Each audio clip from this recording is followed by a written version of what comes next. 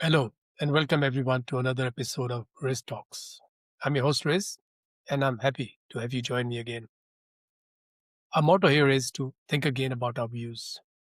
Let us challenge the way we see the world and ourselves. It's time to pause and reflect. Do the things we hold to be true even matter in the grand scheme of humanity?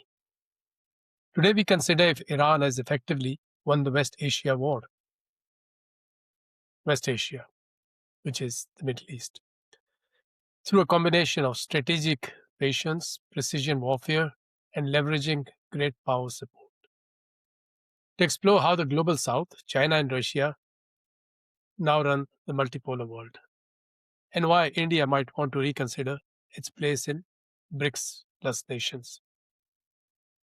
While the colonies were built through the barrel of guns and cannons, the current powers rely on indiscriminate murdering through economic sanctions to starve people in those countries and prevent them from getting urgent medical supplies.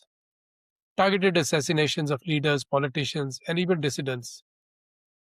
Carpet bombing of civilian infrastructure, including schools and hospitals, to safeguard the human rights and to deliver democracy. Let's see if that works. And that only happens if they do not bend the knee. The roots of this conflict in Iran go back decades, especially to the Iranian Revolution in 1979, when the West appointed Shah and deposed an elected government.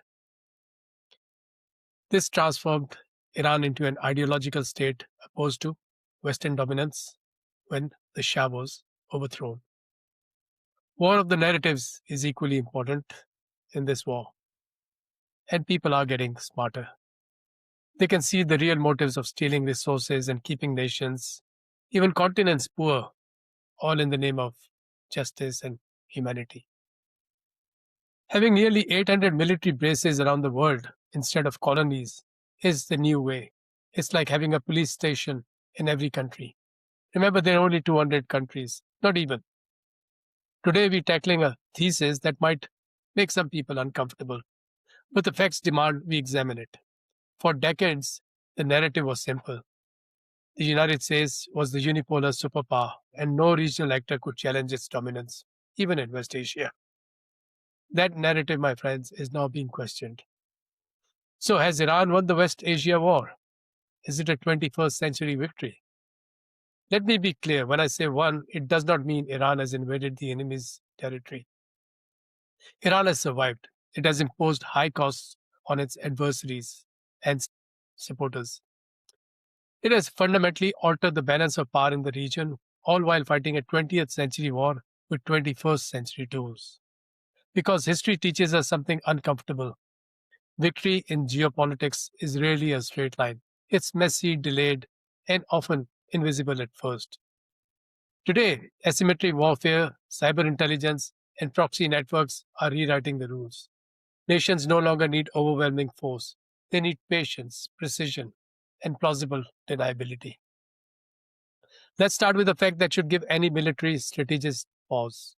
In the first week of the US Israeli illegal aggression on Iran, in early 2020, they conducted a series of precision strikes that systematically degraded a missile defense network that took the United States 2 decades and tens of billions of dollars to build.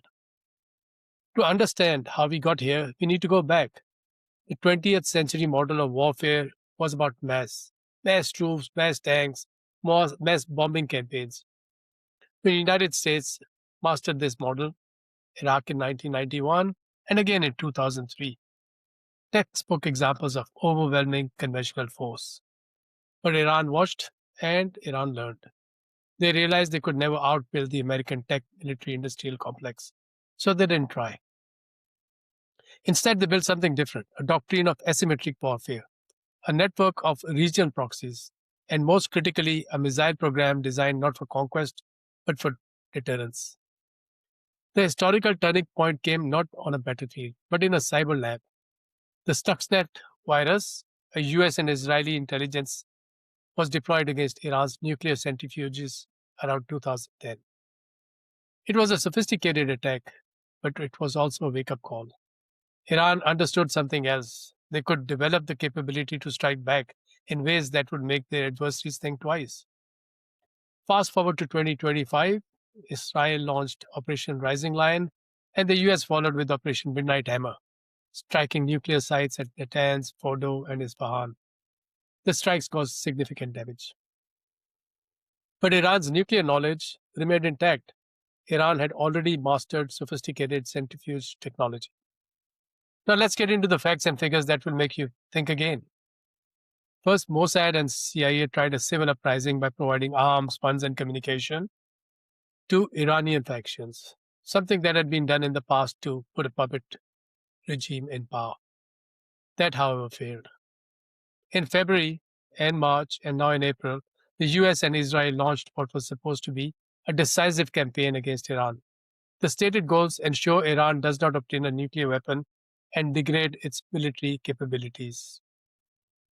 To their surprise, Iran conducted precision strikes that destroyed or severely damaged at least two THAAD radars, each about $500 million and $1 billion. They even destroyed $1 billion early warning radar installation in Qatar.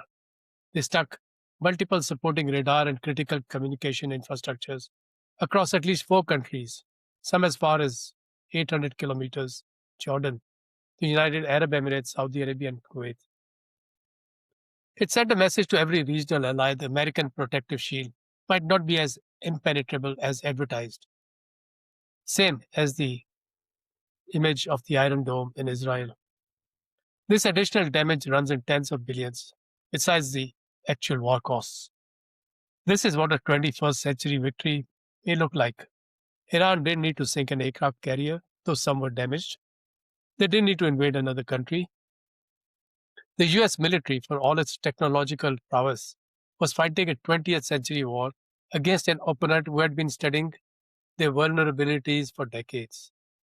The US spent trillions of dollars on missile defense systems, presenting them as impenetrable, but Iran somehow demonstrated that those shields had a critical vulnerability. Take out the radar, and the 13 million interceptors sitting on their launchers become very expensive paperweights. Send cheap drones, and they run out of even those interceptors. The military dimension is only half the victory. The real victory for Iran might be in the realm of geopolitics. This is where China and Russia enter the picture. We are living in a multipolar world. This is no longer a theory discussed in academic journals. It is the reality of 2026. Some people may still be living in La La Land. Influence is now dispersed across several centers of power, and the global south is increasingly unwilling to align unquestioningly with any single bloc. This shift has profound implications for the West Asia conflict. Iran is a key partner in China's Belt and Road Initiative, a significant energy supplier, and a crucial geopolitical counterbalance to the dominance of the United States in the region. Evidence emerged that China provided significant support to Iran's precision strike capabilities through their satellites. What about Russia? Moscow has its own interests. This is a good distraction from the Ukraine war, and it creates opportunities for Russia, whether it's in oil or in other spheres. Iran and Russia have been conducting joint military exercises in the Indian Ocean since 2019. So let's address the India question. There's a growing argument that India should consider its position in BRICS because it is holding back BRICS from its role as a bloc.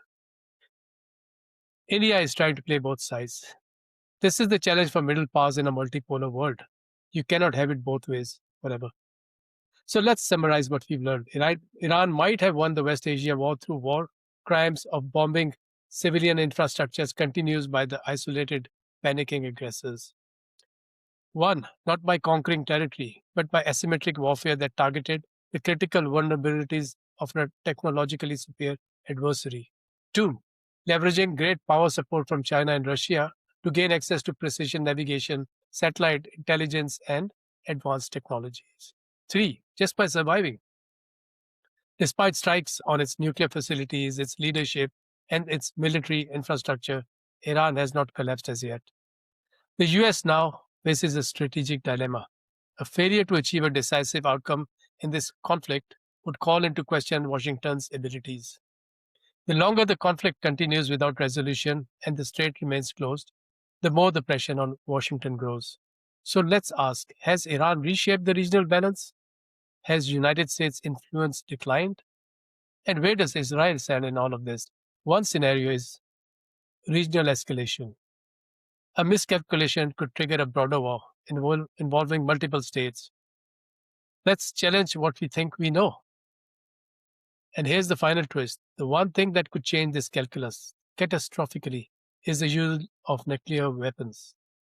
Israel has reportedly considered preemptive strikes on Iran's nuclear facilities. But what happens if Iran, backed into a corner, decides that its survival requires a nuclear response? Could they get a nuclear warhead from someone? Have they built one under these war conditions? Let's be clear: any use of nuclear weapons would not end a country. It would trigger catastrophic humanitarian, environmental, and geopolitical consequences globally. That would be MAD, which stands for mutually assured destruction. Then all bets are off. Ideally, we should go for strategic containment.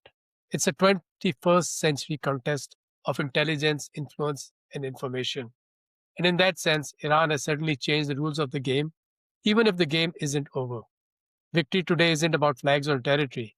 It's about shaping outcomes without triggering collapse. So, who are we really? Are we the people who learn from history, or are we doomed to repeat it? How did we allow these bullies to continue for so long? What do we need to do now? Thank you for joining me on this episode of Risk Talks. Are we living in a way that will leave this world better than we found it? It's now time to act. So please share the message with others, think again, challenge ideas, join the conversation, and subscribe. This is Risk Talks. Be curious, be kind, and come back for more.